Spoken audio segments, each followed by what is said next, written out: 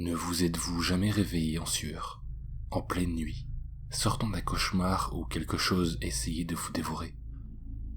Précisément, c'est lui. Il cherche à vous atteindre. Avez-vous déjà entendu parler de ces personnes qui se sont paisiblement éteintes dans leur sommeil?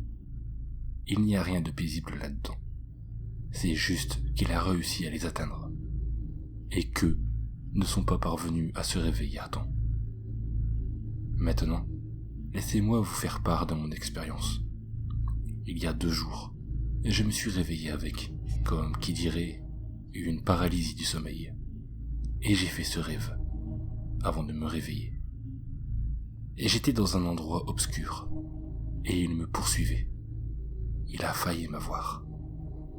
Pour ceux du fond qui dorment, la paralysie du sommeil est un état de semi-conscience, si je ne puis dire, survenant au moment du réveil ou de l'endormissement. Le sujet est éveillé et conscient, mais il est incapable de bouger son corps.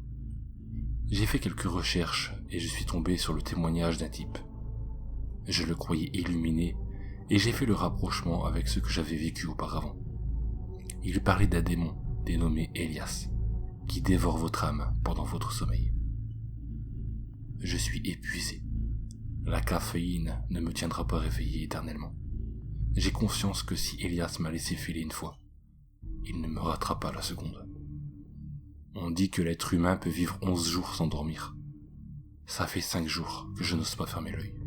Je devrais donc bientôt pouvoir confirmer cette fameuse théorie.